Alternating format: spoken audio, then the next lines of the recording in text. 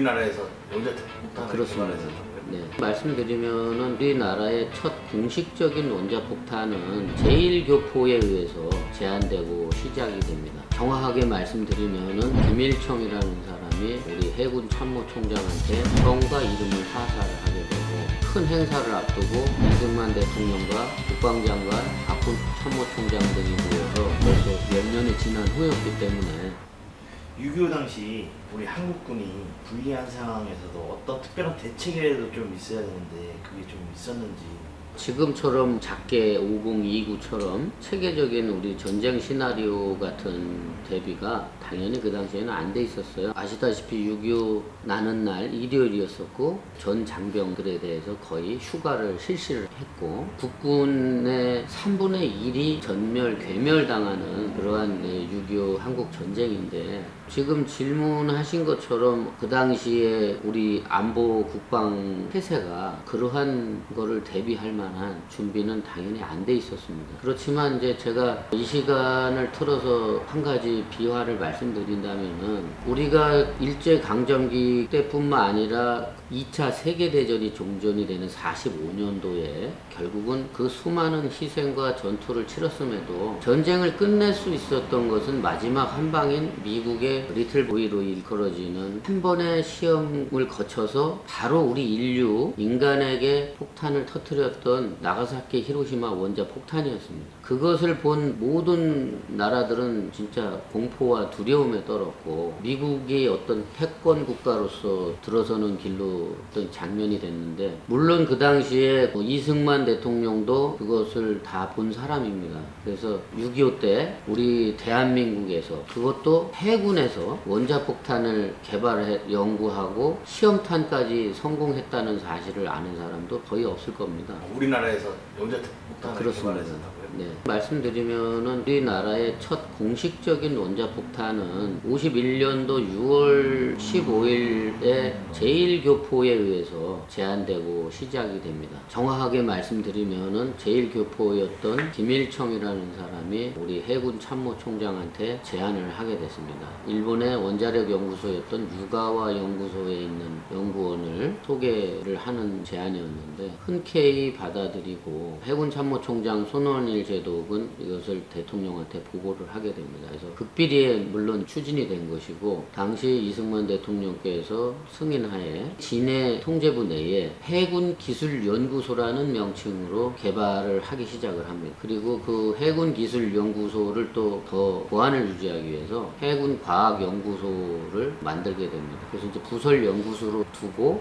원자폭탄을 개발을 하게 되는데, 처음 오카다라고 하는 연구원을 데리고 와서 대통령께서 크게 이용하라는 뜻으로 이용대라고 하는 성과 이름을 하사를 하게 되고, 그 이용대라는 연구원은 우리 해군 대령 계급을 받게 됩니다. 그래서 한 1년 이상의 연구를 통해서, 물론 공장 시설까지 돼 있었습니다. 그래서 제작을 하는데 성공을 하게 되고, 마침내 53년도에 진해 항만에서 공식적인 폭발 시험을 하기로 돼 있었습니다. 큰 행사를 앞두고 이승만 대통령과 국방장관, 박훈 참모총장 등이 모여서 폭발 시험을 하게 됐는데, 불행하게도 폭발 시험에는 실패를 하게 됩니다. 폭발력은 어느 정도 있어요? 아마 그거에 대한 자료는 없는데, 일본에 떨어뜨린 원자탄보다 같거나 아니면 더 큰 위력의 원자폭탄을 당연히 개발했을 것으로 예상해 볼 수 있습니다. 왜냐하면 시간이 그 당시만 해도 벌써 몇 년이 지난 후였기 때문에, 더군다나 일본에서는 직접 피해 당사자였기 때문에 더 강력한 폭발력을 가진 원자탄을 개발을 하려고 노력을 했을 겁니다. 그렇지만 한 연구원이 그 모든 것을 다 할 수는 없는 것인데, 그 연구원이 와서 비록 실험 발사 폭발 실험에는 실패를 했지만 완전히 불발이 난 거예요? 그렇습니다. 그래서 계속 연구가 됐다면, 진행이 됐다면 제가 봤을 때는 결국 성공했을 거로 보여지는데, 그 당시에 김영철 대령을 비롯한 책임자들은 일단 책임을 지고 물러나고, 다시 그 연구원은 그래도 엘리트 출신이기 때문에 그 사람을 밧데리 축전지 기술 개발자로 활용을 하면서, 훗날 우리 해군에 필요한 축전지, 잠수함을 염두에 뒀기 때문에 개발을 계속 시킴으로 인해서 해서 결국은 축전지 개발에는 성공을 하게 되고, 그 개발이 지금 연구소가 민간으로 넘어가면서 지금 여러분들이 잘 알고 있는 로켓 배터리가 되겠습니다.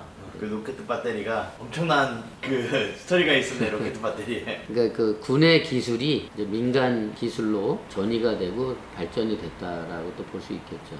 다음은 북한 6.25 남침 전쟁이 북침으로 인식하고 있는 청소년이나 국민들이 늘어나고 있다는 통계 조사가 좀 있습니다. 북한의 남침 전쟁이 왜 자꾸 이렇게 왜곡되는지 좀 궁금합니다. 그 부분은 이제 뭐 어떻게 보면 또 자연스러운 현상일 수도 있겠다는 생각이 듭니다. 왜냐면 이제 세월은 자꾸 흐르고 역사 교육 중에서도 전쟁사에 대한 부분은 아무래도 좀 거부감들도 있기 때문에 교육이 조금 결국엔 부족하기 때문에 그런 현상이 나온다라고 진단을 하면서 불과 이제 71년 됐습니다. 그런데 중요한 것은 북한 김일성에 의한 남침 전쟁은 지금은 논란의 여지가 없습니다. 국제적으로나 이 전문가나 학계에서는 논란이 없습니다. 왜냐하면 여러분 아시다시피 이제 냉전 이데올로기 시대가 끝나고 소련이 망하면서 소련에 있는 외교 비밀 문서가 다 공개가 됐습니다. 그래서 거기에 이미 김일성이가 전쟁을 어떻게 일으켰는지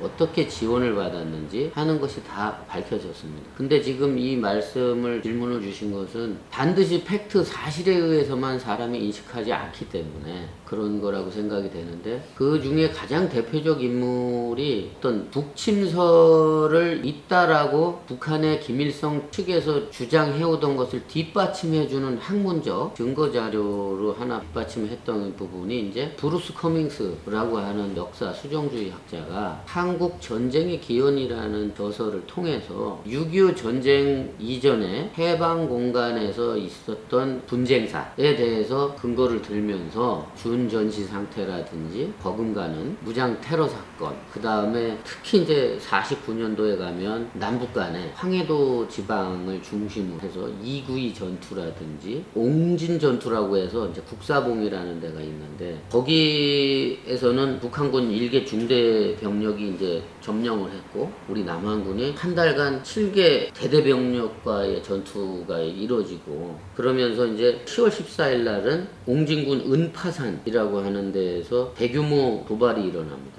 물론 이제 북한군 입장에서는 소련군의 승인이 없이 기습 도발을 한 사건인데, 문제는 대부분은 첩보전에 관련된 겁니다. 그래서 이 부분을 상당히 많은 분량이기 때문에 태권의 전투만 제가 말씀드렸는데, 유독히 45년 5월 달에는 또 미수 사건으로 돼서